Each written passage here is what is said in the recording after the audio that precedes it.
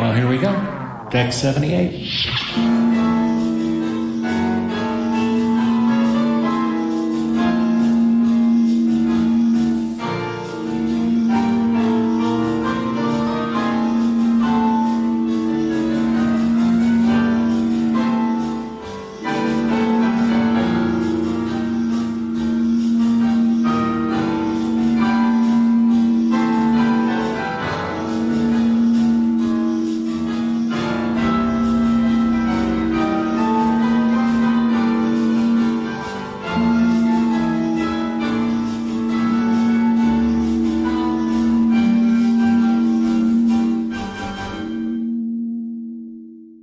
Welcome back to Deck 78, the Trek Adjacent podcast from... Grab a drink, sit down.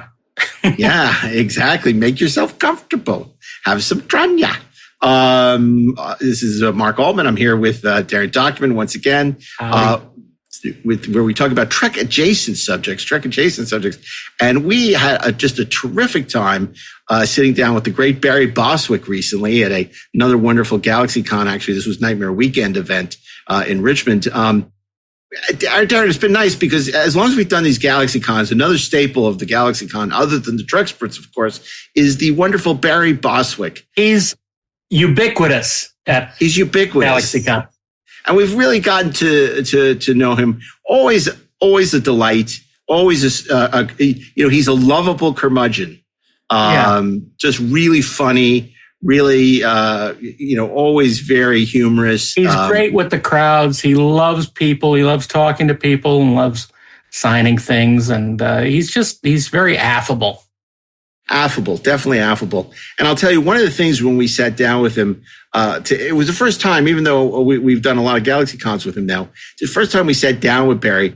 And I was really happy to have a chance to talk about his very diverse career, because, often he gets pigeonholed because of the success of Rocky Horror Picture Show as Brad in that wonderful cult classic. But of course, he had an incredible... You keep hounding him about Megaforce. Well, yes, that's true. But I was going to say, he's had such an incredible career in the theater, originating in the original Broadway version of Grease. Yeah. And of course, later with shows like Nick and Nora, but of course, he was in Spin City and, a bunch of great TV movies. Including, I got to ask him about Murder by Natural Causes, which is one of my favorite TV movies of all time.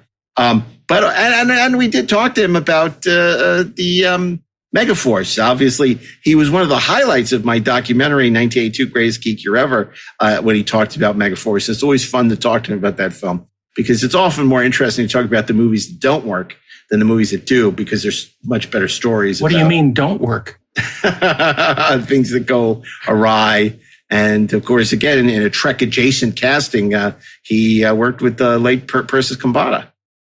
Indeed. Yeah. So really, I think a terrific interview with Barry. It was great to sit down with him, and we're delighted to be able to share this with you. So stay with us. After these brief commercial messages, we'll be back with Barry Bostwick.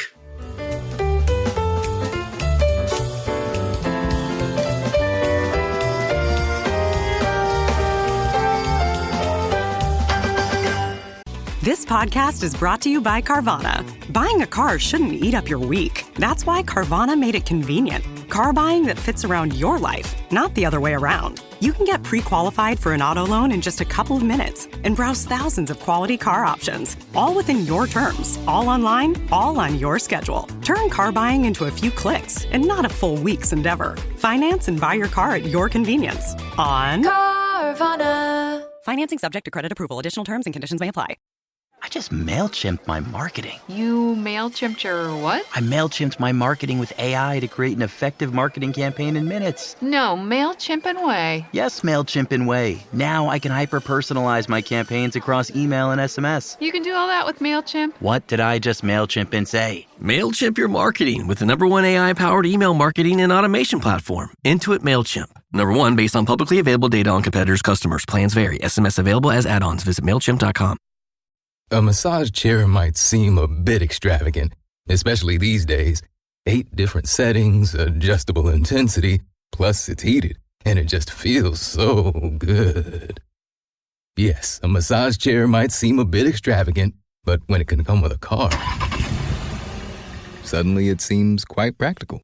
The all-new 2025 Volkswagen Tiguan, packed with premium features like available massaging front seats, it only feels extravagant. You set the table, put on a playlist, even made the lasagna from scratch. And now you're wearing it. OxyClean Max Force Spray tackles tough, set-in stains the first time. Adulting is hard. Fighting stains shouldn't be. OxyClean Max Force. It's not clean unless it's OxyClean. And we are delighted. One of our favorite people, always at GalaxyCon and at Nightmare Weekend. And this is a great chance. This is actually the first chance we have to sit down with him and talk about his extensive career on stage, in film, and television. It's none other than the great Barry Bostwick. Barry, come on out.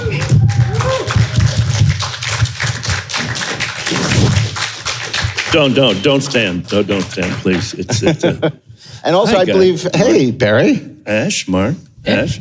Hey, you want to sit on the couch? No, I don't care. Great. Well, you sit where you want. We're going to spend about 20 minutes doing this. You guys just talk amongst yourselves. Yeah. It's going to be terrific. Okay, so I don't want to sit next to one of you guys. No. Well, no. You can sit in the chair. Take the chair. Can I sit in the chair? You can absolutely sit in the chair. Will you guys sit together We'll here? sit together. Well, I guess so. You know each other. We know each other. If we have to. Not biblically. We will. All right. Okay, here. I'm going to put this chair.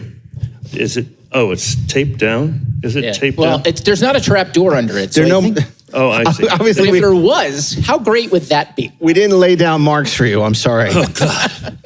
Well, thank you all for giving up, at least a half hour, because the rest of you, you're going to be sneaking out for Marsters. Was it 1:30? I don't know. I don't have the program in front of me. Is that how you say Don't his name? forget James Marsters, guys. Marster? Marsters. Yeah, I don't know. Marsters.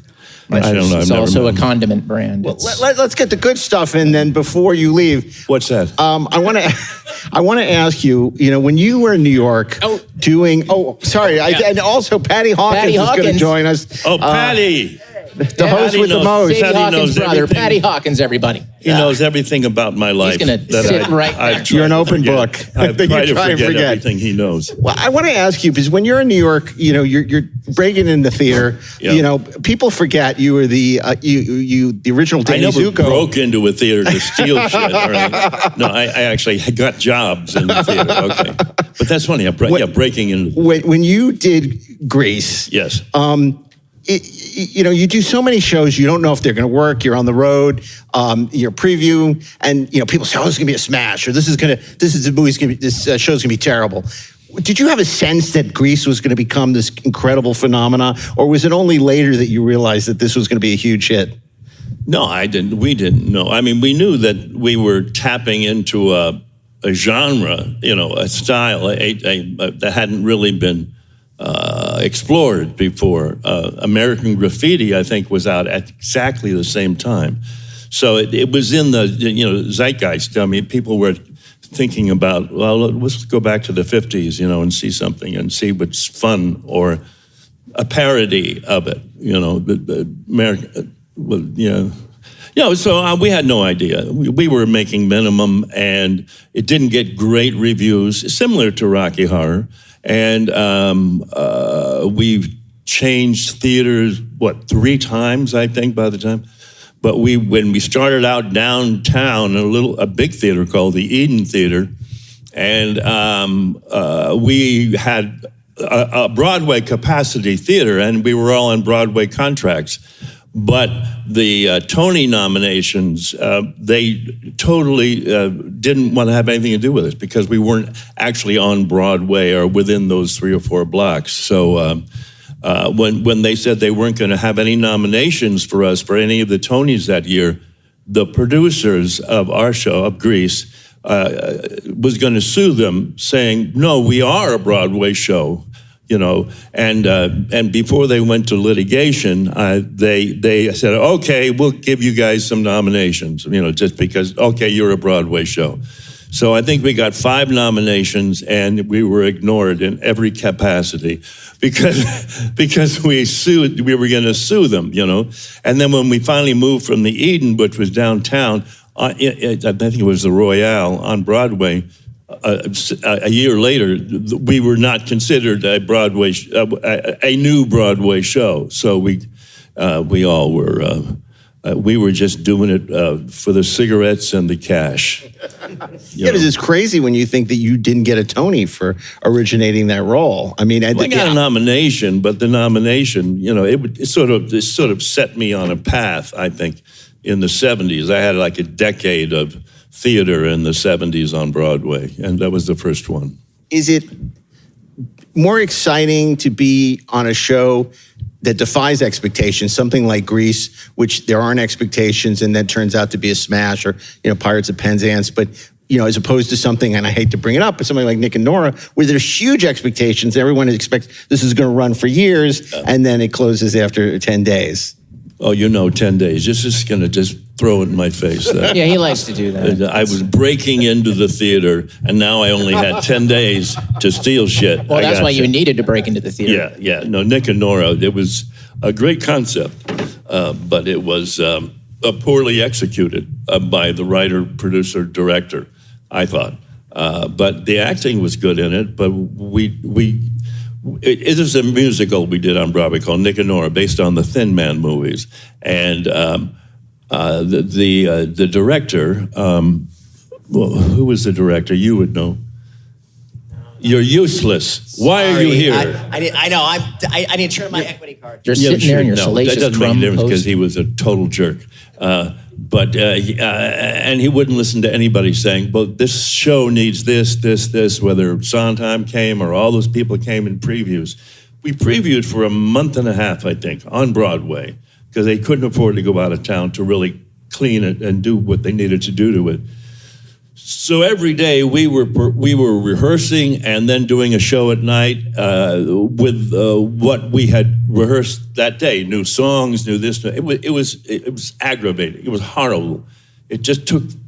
I have not done a Broadway show since then, and it's because I had such a lousy time during that, and also I just don't want to work that hard.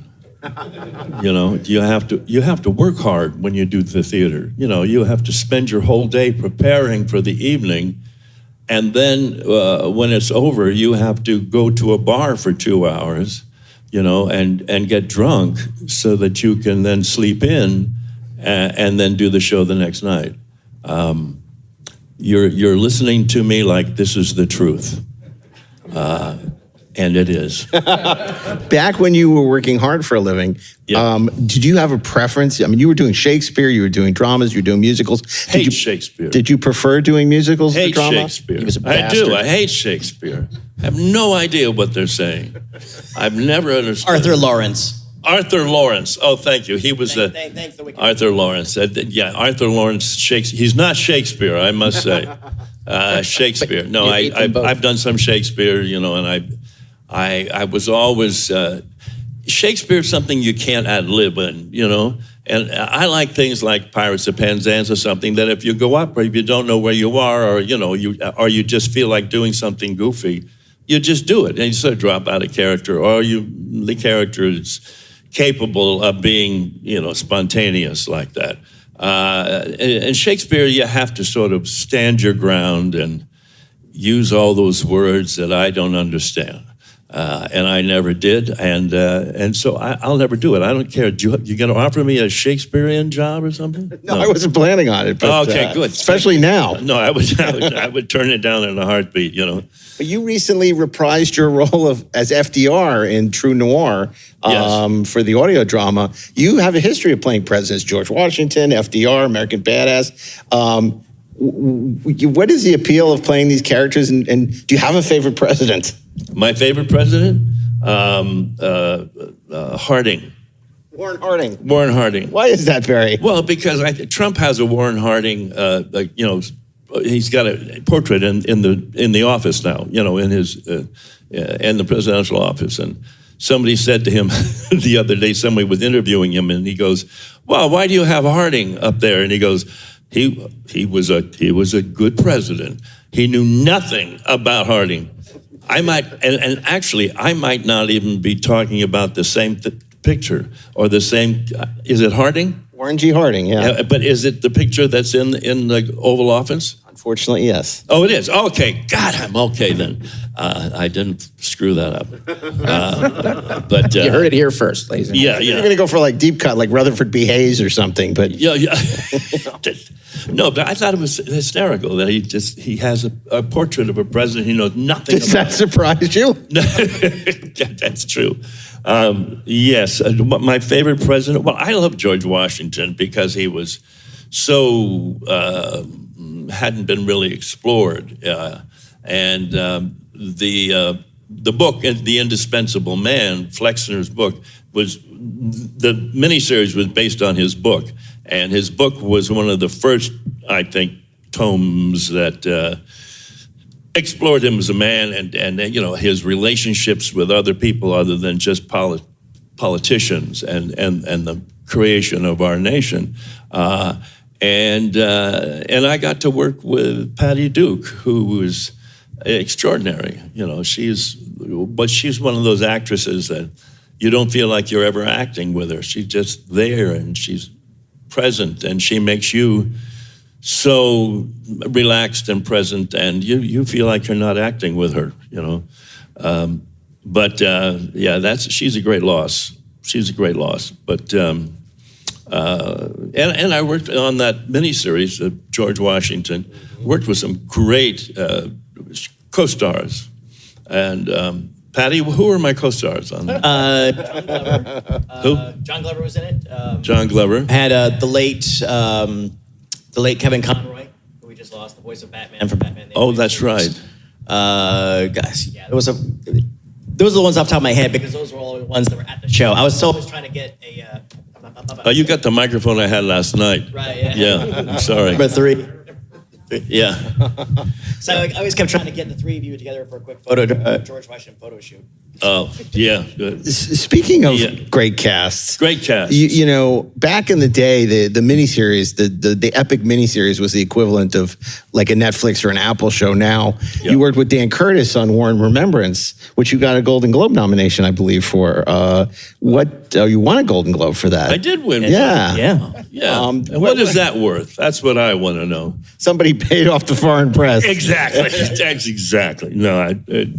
It was quite an honor, to be. I think I actually shared the award with John Gielgud. I think I like to just say I won it, but it was one of the few ties in Golden Globe history. Was it John Gielgud? Yeah, because he was also in War and Remembrance. Yes. He had replaced John Houseman, who was sick, I think. Yeah. Oh, yeah, okay. I just remember when we talked about it, you've always said effacingly, it's like, I got it for playing a submarine captain, and I'm all wrong for a submarine captain. Oh, yes, I was too tall for Way a too tall. submarine captain. Yeah. You were the right. Yes, and then you point at me, you point at me, you're submarine height. I'm like, yes, You sir. could be yeah. No, and I've played pilots, and I'm 6'4", and you don't. Yeah. You don't get into a jet plane at 6'4". Your head hits the top. They don't allow you to do that. Tell them about the $10,000 shot in Red Flag that you had to do. A $10,000. Oh, yes. I mean, I had all this dialogue walking up to the jet. Red Flag, which was a very good TV movie. Joan Van Ark was in it with me. Somebody reminded me,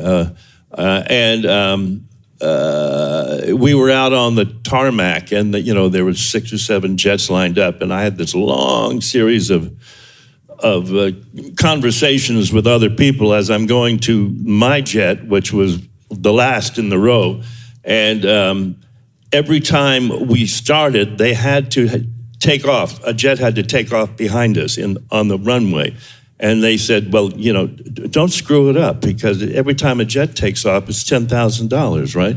And so I think I only messed up once or twice, so I made him spend an extra $20,000 because I was so nervous with these jets taking off behind me and whether or not I was going to screw it up. You don't tell an actor, don't do that. Or it's you can't screw this one up. You can't screw this one up, Whatever you do, stay relaxed. Yes, that's right. We need just one more pin, Rodney. Yeah. So, but we made that before Top Gun, and it was basically Top Gun for television, And in fact, when we made it and we were finished with it, the network didn't show it until after Top Gun came out that same year, I think. And for some reason, they got talked into holding it. And so we looked like a total imitation. Right. You also ran when you were ahead of your time. Oh, we were ahead of our time. Yeah. I always am. I'm ahead of my time. Well, speaking ahead of your time, I got to ask you in terms of the Rocky Horror of it all. Yeah. Had it not been based on a play when you got the offer to do it, would you have even considered it? I mean, it's so... Oh, in a heartbeat, sure. Okay. Oh, my God. Yeah, it was peopled by some of the most interesting, up-to-the-minute hip people, you know, who had been doing a lot of this sort of avant-garde theater in London. And Jim Sharman, who directed it, you know, had directed Jesus Christ Superstar and Hair in London. So he was really part of that, I think, group, you know, the underground sort of, hey, we're here, we're going to, you know, smash the world, we're going to create something new. So when I heard that, and with Richard O'Brien, I mean, you just read his words and, you know, and then you look at him and you go, you got to be with this guy or else he's going to kill you. You know, right. You know, he's, and I saw Tim Curry do it on stage at the Roxy in LA, and it was the most dynamic, energetic, really wonderful. I've never seen an actor take over a room like he did. And so I saw it, Susan saw it there because she and I were friends, it was, and we had other friends in it at the time in the show. I never did it on stage. It was just the coolest place to be if you were in LA on a Friday or any time of the week when they were doing it, but it was selling out, and it was just the people who were in it were like instant stars on Sunset Boulevard, you know. So how could you turn that? You couldn't turn that down. Yeah. And I had a sort of history of making fun of myself, you know, as an actor, you know, doing that sort of like slightly over the top thing, and because Danny Zuko was like that in a way, you know, it was a little bit larger than life, I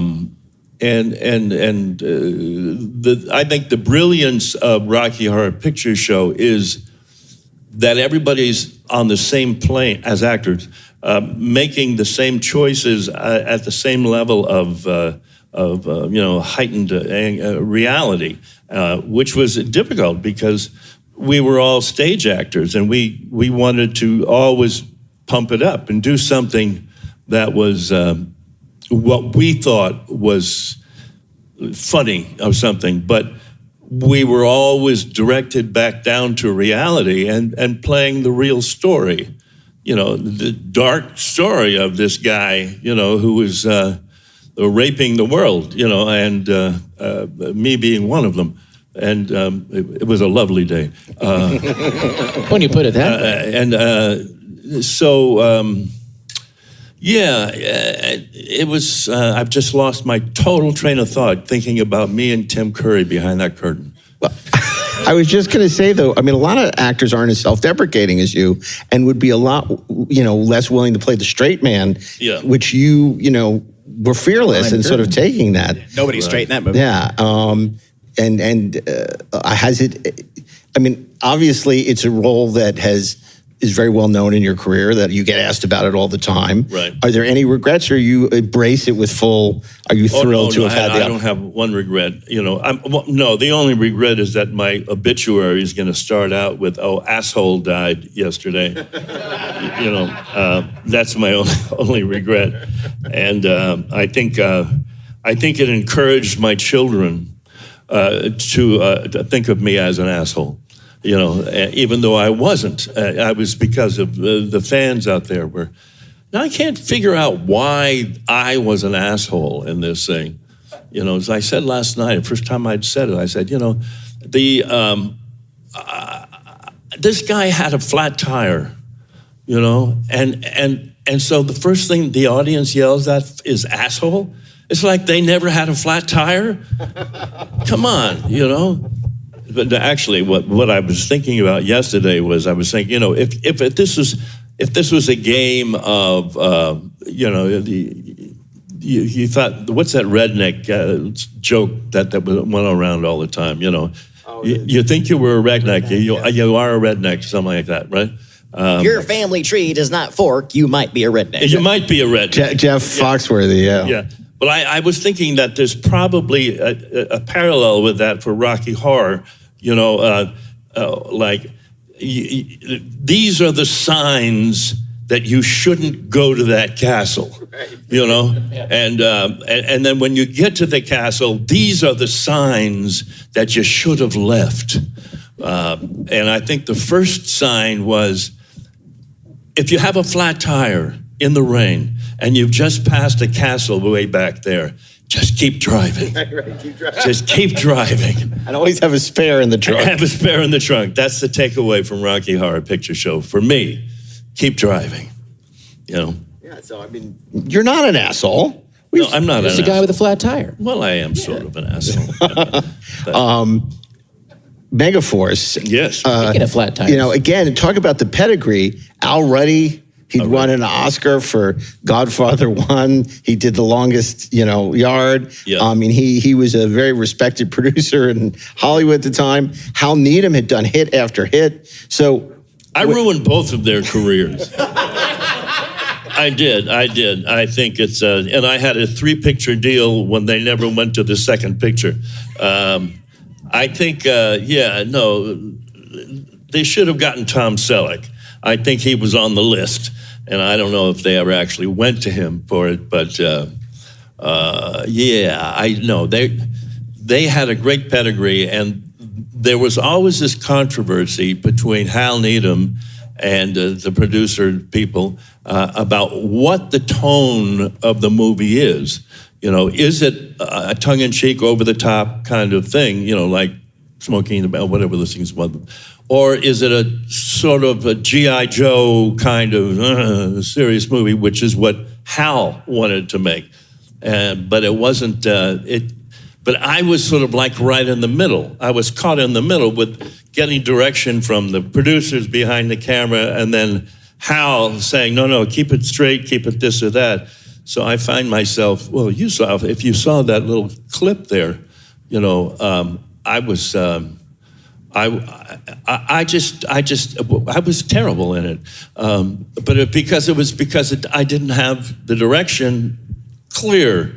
And so part of the time I'm doing, my cheesy smiles thing, and other time I'm like trying to direct a real team of, of warriors to save the world. But also, I didn't quite know what world we were saving, and why we were doing it. But it was a great reason to have all of those wonderful machinery, the motorcycles and the dune buggies and all of that. That's all Hal Needham cared about. That's all he cared about at the time. There's a thing that critics will say about how this actor or that doesn't seem to know what movie they're in. And it sounds like, in the case of Megaforce, you literally didn't know because you had different people with different ideas of what movie you were in telling you different movies. That's right. Didn't I just say that? You did. Okay. I thought maybe I was. I've always summed up Megaforce as it was a a comic book movie made by people that didn't actually read comic books. Right. It's kind of like what they thought comic books were up until that point. Or they were telling the kid who does read comic books what's in a comic book. Yeah. And that kid is like, but I just want to tell Barry Bostwick to play it straight. That's what it sort of feels like. Yeah. What's this whole comic book thing? That's just us talking. That's you guys chatting together? Talking. Okay. We're going to go to James Marsters and let them talk. That's good. Well, I'm glad. So let me ask you. Wait a second. You got 1 minute to get to James Marsters, all right? You said, I think he's right next door. No, he's on. You said something very interesting that I wanted to see if you can elaborate on. You said you were signed for 3 pictures. Had there been a Megaforce 2 and a Megaforce 3, what would you like to have seen the adventures of Ace Hunter be? Get the girl. Get the girl. Yeah, finally, get the girl. Princess Kambata. Unfortunately, she passed away not so soon after that. She saw the movie. Yeah. Too soon? I can't be seen here. I gotta go. Wow. Yeah. Wow. She did. No, she was lovely. I must say, I never spoke to her once on the set because she was of Indian descent, and I had nothing to speak with her about. Of course, as you found out, I was stoned most of the time, so it didn't make a difference. I wasn't stoned most of the time, but that was a particular day that I thought I had off. So what was your? Oh, the second. There is a second one out there. I mean, it's out floating around. We're just finishing up. We're done with our documentary, making Megaforce, and we like to call it's the documentary nobody was asking for, and it's actually really good. And as of right now, I think we're going to open at the Sherman Oaks Film Festival in a couple of months, and maybe we'll do it. Mike said maybe we could do some screenings at GalaxyCon. Fantastic. I wish maybe we can open it at a GalaxyCon, but it's a movie. It's a documentary about a guy who fell in love with Megaforce at the age of 12 and believed in the thought and the heart of it, and was trying and spent the time pursuing his hero. And I'm his hero, as Ace Hunter. And he was collecting and making all of the hardware that was in the movie and collecting everything he could. And he, Bob Lindenmayer is his name. And so he finally connected with me personally. And then I jumped on board and we figured out what this documentary should be about. And he interviewed everybody who's still alive, and always the first question was, or the first answer to the question was, why are you making this? Because it was such a bomb. Right. And then, and what you're going to find out if you spend the time to watch it, that it's really a sort of bromance. It's really about one man's trying to recapture his youth, and we through the film get closer and closer, and we now live together, and we're choosing our sofas next week. So kind of like true. That's not true, but it's quite a sweet movie. It's not just the making of kind of movie. It's something that's heartfelt. Well, it seems like an examination of fandom and nostalgia, and how something that meant so much to him as a kid, continued to color his life. And it doesn't have to be Citizen Kane. It could be Megaforce, the movie that changes your life. Well, it's not like the sled was a really big deal. So yeah. So no, I'm looking forward to seeing the documentary. It sounds interesting. But you go online, megaforce.com, and see the trailer, and then we'll be out with it soon. But you said there, in a way, there is a Megaforce 2? I think there's one out there. I think there's one that, Bob has the treatment. He has a treatment. There was a treatment that was written, a loose treatment. He's been saying he's going to send it to me for a year now. I need to get his last answer. But he says there is a loose treatment that was written, and so there was the beginnings of plans. That would have been my second movie for them. Yeah. I didn't do it. Because the first one was such a damn bomb, And what was the name of the Megaforce second script? You remember? I don't know the subtitle. I think it might have just been Megaforce 2. No. Megaforce Strikes Back. Megaforce also. Megaforce, yeah.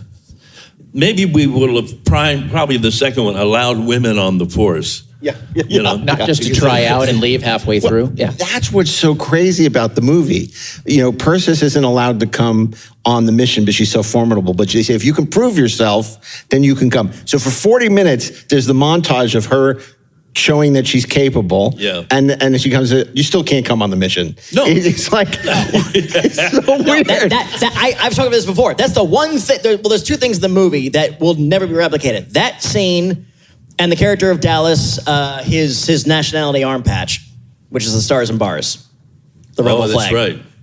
Oh, right, that's right. Yeah. So, there'd be a lot of changes made, I think, So you're thinking more remake than sequel? No. I think there'll be one of every type of human being in it. That's what happens these days, right? I mean, you have to cover every base of sexuality and, everything. And But that's really an extension of the team because it was an international team. Yeah. You had all the patches on there, guys from Mexico, Japan. I mean, it's like all the NATO countries were basically included in it. Right, they'll team up Like Independence for Day. the Super Force. Yeah, well, and Megaforce. so in the sequel, there'll be no NATO members because we won't belong to NATO. Right? And we'll get slaughtered. All right. There you go. There it is. There's the movie. At the end of the movie, there'll be some young whippersnapper guy who's like going to be the new leader, and then he blows up your flying motorcycle at the end. Oh, does he? Yeah. Oh, sure. Yeah. Am I on the motorcycle? No. It's like your favorite thing, Oh, no, like no. when you blew up what's his face's helicopter. Oh, that's right. No, I'll be in an old folks' home somewhere, on a wheelchair. Your wheelchair will fly. Unfortunately, I always went doesn't in my leave 80s. leave you a lot of room for the third movie. Yes. FDR.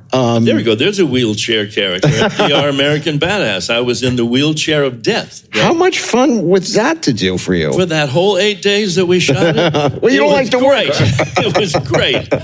It's funny how sometimes the movies you make so spontaneously and, for no money, like Rocky in a way, they become the most fun to watch because they're just not overworked, And FDR, American Badass, is, I think, an hysterical movie. I think it's dirty and it's weird and it's rude but there's an edge to it that is just every college student when it came out, they didn't really sell it. They didn't. I didn't even think there was a DVD or anything, that kind of stuff. But whoever made it, I forget his name. But he just released it on the internet, and it was downloaded millions of times by every college student around the world, to play, in their dormitories because it was so hysterical. It was like when I was a kid in college, you waited every week for Batman to come on, And so you always went down into the game room for the Batman things, And it's the same thing with the FDR, American Badass, And he was a badass, FDR. And when you think about after being governor of New York to get polio and then to bounce back, be able to recover from that and run for president and 4 terms, I mean, it's extraordinary. And then you played him again in True Noir. How did that come to you? I don't remember. I think they just asked me. Okay. Did you like doing the audio drama? Because I drama? had slightly the dialect, here we go again. Right. And I got that because the night before we started FDR, a Badass, I think I listened to one recording on YouTube, and then that was my whole character. That and the cigar. And the cigarette holder, which was a little bit larger than life in it, and I decided as a character that I would have that in my mouth all the time, and again, it's an interesting performance, over the top. But a hell of a lot of fun. And with a lot of good actors for some reason. Where would you put on that scale of, you don't spend a lot of time, you don't spend a lot of money, but it turns out to be incredibly fun. Yeah. For you, where would you put the outlaw Johnny Black on that spectrum? Outlaw Johnny Black. I did a couple of movies with him. And I always played the atrociously bigoted white guy. Right. I was the bad white guy, in all those. Actually an asshole, as opposed to... Total asshole, yeah. But, and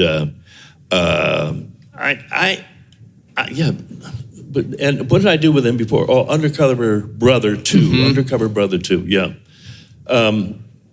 And I played the bigoted white guy in that too. So I think every black movie, I'm going to play the bigoted white guy. I think, there was a time where I was playing in the teen movies, where I was always the guy who was either going to kill the young girl who was the star of the movie, or steal their land, like in Hannah Montana. I was going to steal the family's land in some way, and I got my. I always a shopping mall. That's what was a shopping mall. So it's always either a shopping mall or a resort of some kind. Oh yeah, that's me. Well, I am an asshole. You're right. Underneath it all, is anybody still out there? Yeah, in fact, we should probably go to questions because I'm sure nobody left for Marsh. Is there a microphone over here? I can't see. I got it. Thank you, Patty. Yeah, hey, Patty. This is like we're having a great conversation among ourselves. I know. Where's the waiter? Every once in a while, I try to get a little something. It's all right. Hey, what's your name? My name's Christopher, and my question is: when you were in Greece, I've been hearing that it was a very raunchy script, and a lot of things were cut. Subsequently, different iterations with the musical or the movie or off Broadway. And I don't know if you remember any specific instances of things that were removed that were kind of raunchy and more risque from the original Grease script. Well, Grease was done in Chicago here, at a little theater in the basement of a church, I think, or something. And Jim Canning, who played Duty in the Broadway show, was the only one from the original cast here. And it was much grittier because the two guys who wrote it were actually part of these gangs in south side of Chicago, I think. And a lot of the names of the people in the cast, the characters in it are people that they knew. So it was based a lot of, obviously, over the top kind of parody of what they had grown up with. So by the time it left Chicago and came to New York, it had to be sweetened up a little bit, because it was pretty down and dirty. And then if you go from when we did it in New York, the first incarnation of it, and then you go and see it now in a high school production, or a junior high kind of production of Grease. Everybody does Grease. There's a whole other script. I mean, all of the pussy wagon stuff and all that stuff has been cut out. And I think we actually use the F word a lot in the original show. There was a lot of finger giving and tit grabbing and all that kind of stuff. Adrienne Barbeau, she always tells me that I was the one that was feeling her up during the park scene, and I think I probably was. Because no one will blame you. With Adrienne Barbeau, I mean, everybody would like to feel her up, and I was getting paid to do it. Thank you. So who's got another one? Just raise a hand. I'll bring it on over to you. If anybody's got anything. Nobody? You back there? You're good? You're good? All right. Hi, I'm Patty. I want to know what kind of upcoming projects you may have, Mr. Bostwick. And Decksperts, if you have any upcoming projects, I'd like to hear about them, too. Well, we're not going to talk about ourselves. We're going to talk about Barry. No. What is your upcoming project? That's what I want to know. Well, let's talk about you. I mean, oh my God, you're also in one of my favorite TV movies. The guys who did Columbo did a TV movie called Murder by Natural Causes, and with Hal Holbrook, right? With Hal Holbrook, and you're terrific in it. Well, thank you. Yeah. It's one of my first TV movies. That was well produced, wasn't it? Yeah, it really is, and it has a great twist, like a Columbo episode. And they had done Columbo? They had done Columbo, yeah, but by that time. They produced Columbo? Yeah. Oh, yeah. Yeah, William Lincoln. Lincoln and whatever. Yeah. Yeah. They were, I don't know how I got the job, but it was great. Who was the female lead in that? Patty, who is the female lead in that? I'm looking it up. Murder by Natural Causes. Adrienne Barbeau. Yeah. No, we would remember if it was Adrienne Barbeau. She had quite enough of everybody's crap. She's married to the cowboy guy with the thing. It's amazing now when people think about Grease as this wholesome. They remember the Paramount movie and the animated opening credits with Frankie Avalon. They forget how raunchy the play is. Oh yeah, no, it's really it's really off-putting. No, Catherine Ross. Who? Catherine Ross. Oh, Catherine Ross. Yes. Oh, yes. Catherine Ross. But the premise of that movie, Murder by Natural Causes, was what? I was trying to get her husband to die. To have a heart attack. By over-exercising him or scaring him or whatever. Yes, by scaring him so that you could be with Catherine Ross, and who wouldn't want to be? Yeah, right. Did I succeed? No. It doesn't sound like because he doesn't die. He doesn't die? He doesn't die. There's a twist. He's not dead. Oh. I think. Because I think they're conning you, if I remember. It's a long time ago. I don't remember. Yeah. Yeah, it's a good twist. It's probably on, I don't know if it was ever on Blu-ray or anything, but it's probably on YouTube, and I would check it out. No, that's one of the good ones, It is on YouTube. Is it? Huh. And you talk about, sometimes the gigs where you don't have to work that hard, or so one of the nice things about Spin City being a sitcom is those are easier than dramas. It just in terms of you're shooting 1 or 2 days, you're doing table reads. What was your experience like doing Spin City? Because that was very successful, very beloved, and you were on it for quite a long time. 6 years. Yeah, we did it for 6 years. I always thought I was going to get fired. If you don't get your laughs every week. And I think Mike Fox was very generous in allowing us all to sort of get our feet on the ground. He's such a consummate actor and producer. He was our executive producer at the time. So it was hard to keep up with him because he was so spontaneous, and he had that ability to, you give him a page of dialogue and he could learn it by just reading it once.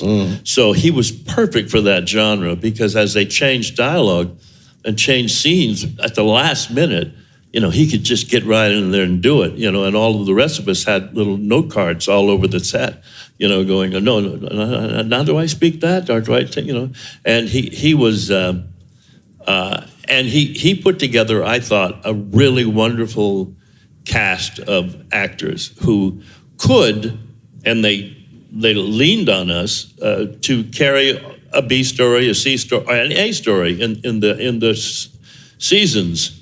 And there's not a lot of shows that you could have done that with, I think, where, Alan Ruck, you could give him a whole show, or Michael Boatman, or Richard Kind, these guys were, and then we had this sort of carousel of women who came in and out of it.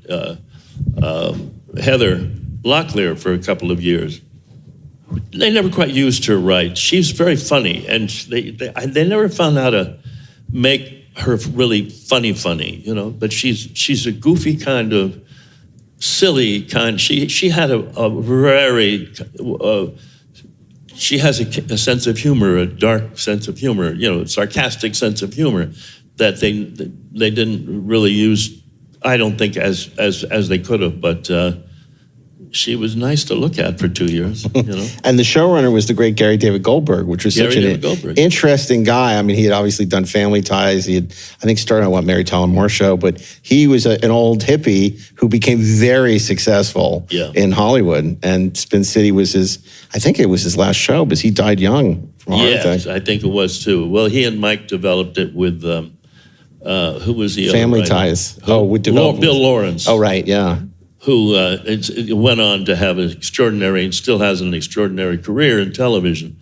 Ted Lasso, for those of you playing at home. And Bill Lawrence was, and they were very sort of trend-setting. I think there was a lot of things in our series, with Mike talking to himself on his shoulder and things like that were inventive,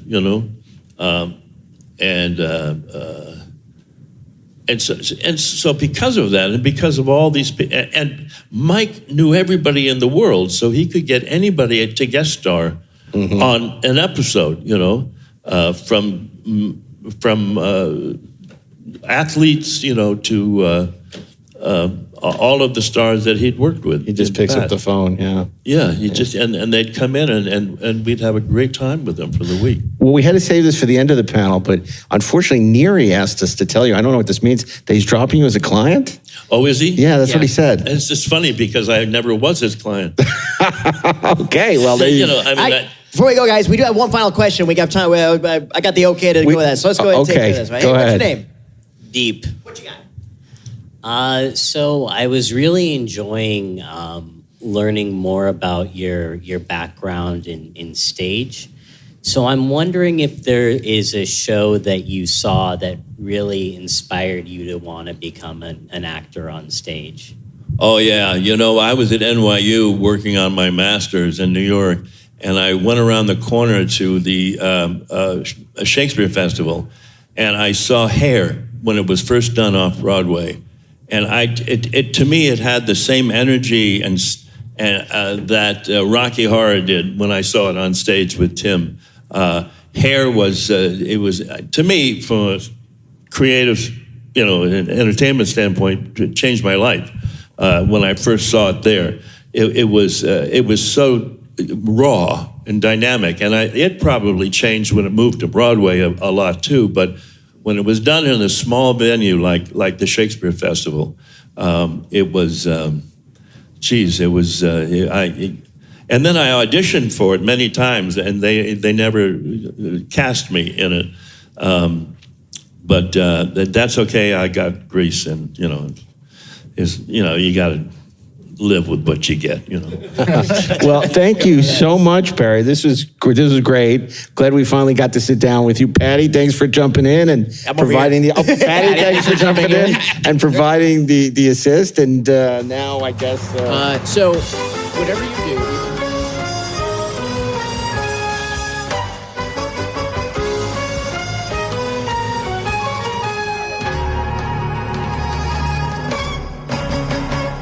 USAA knows dynamic duos can save the day, like superheroes and sidekicks, or auto and home insurance. With USAA, you can bundle your auto and home and save up to 10%. Visit USAA.com/bundle. Bundle savings are off total premium, not available in all states or in all situations. To qualify, auto policy must be active prior to property policy issue, subject to change. Restrictions apply. Membership eligibility and product restrictions apply and are subject to change. USAA means United Services Automobile Association and its affiliates, San Antonio, Texas. Hey, it's Paris. I love sparkly things, right? Like stars. Duh. And thanks to Hilton and AutoCamp, I just slept under them. Picture me, serving looks by the fire outside my luxurious Airstream, making s'mores with the kids, while a national park is our backdrop. The great outdoors meets Hilton hospitality. That's hot. Explore all the new ways to stay at Hilton.com. Hilton for the stay. Finding a new job is stressful. But with Indeed, it doesn't have to be.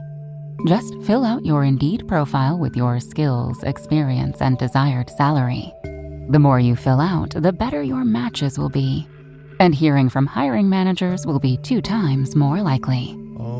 Relax. That's your Indeed profile sending opportunities your way. Indeed, the world can work better. Well, you could say that was a mega great interview. Sometimes the good guys are on the podcast. Even yeah, even in the aughts. The good guys always win, even in the aughts, or at least they podcast. But yeah, it was great talking to Barry. We've interviewed him before. We just haven't recorded it. Oh, that's true. We did talk to him about Megaforce. But that was funny because that was underattended, I would say, that panel we had done. But I was really gratified because it was a great turnout for Barry. That's good. And I think that really, really, really interesting. And I think he doesn't get enough credit for what he accomplishes in Rocky Horror because it's hard to straddle that line, of playing, this sort of homage to the straight-laced 50s character, because those are, kind of thankless roles. The boyfriend of the, especially in a movie when there's so many showy roles like Tim Curry's tour de force is Dr. Frankenfurter, and Richard O'Brien. And I think, Barry just has a lot of fun with that role and plays that role so too. To the hilt. If I'm not mistaken, I think at a future GalaxyCon, I think Susan Sarandon will be around too. Yeah, I saw that. I don't remember I'm waiting for her to come for The Hunger. That's when I want to go see Susan Sarandon. Well, I'm waiting for you to see that with your kids. Yeah, I think Susan Sarandon is actually coming to Raleigh, which you'll be at in later this month. I might have to give you my French Hunger 3-sheet to have her sign. Well, if I could only. Rob had Catherine Deneuve. This is a great story. I remember Rob telling me. So he had the beautiful French 3-sheet of The Hunger and went to a signing for, I don't know if it was a re-release of Belle de Jour or some Catherine Deneuve film. And then, he's waiting online patiently and people are getting all these, classic films that she's done. And he opens up, he was a little chagrined and opens up the poster a little embarrassed and she just looks at him and he goes, "Oh, this."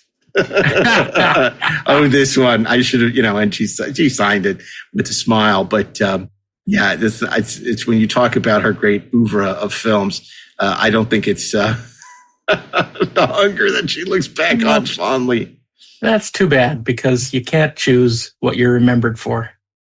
Yeah, but a great 1983 movie by Tony Scott. And again, another sort of, at least for me, guilty pleasure. There's so much I love about it. It's so stylish and, cool and just a great cast. Not Cliff DeYoung, but Catherine Deneuve and Susan Sarandon. So, well, sure, anyway. Why not? Yeah, but it was great talking to Barry Bostwick, and I'm glad we were able to do this. Because, like I said, I mean, we've seen a lot of Barry we've given him restaurant recommendations. Yeah, we're usually placed right next to his booth, so we've been booth neighbors, or in the vicinity of him and Bow-Legged Ladies. That's right. So it was great to actually have the chance to talk to him, and he was a great sport, and I was so pleased that he was really happy because I think. Again, a lot of people, they see him and they just think of Rocky Horror, maybe Megaforce, or but we really got to cover his entire career, and that was a lot of fun. So it's awesome, and he's always a welcome face to see. Absolutely, and we'll be back in 2 weeks with another episode of Deck 78, and of course next Thursday with an all new episode of Inglorious Treksperts. So until then. You can follow us on Discord or on all your favorite social channels at Inglorious Trek, Inglorious Treksperts. And Darren and I wish you all the best. And of course... and Ashley does too, even though... And Ashley does from his undisclosed location. Right.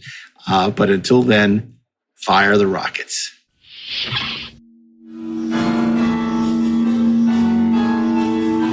Deck 78 is an exclusive podcast from Treksperts Plus.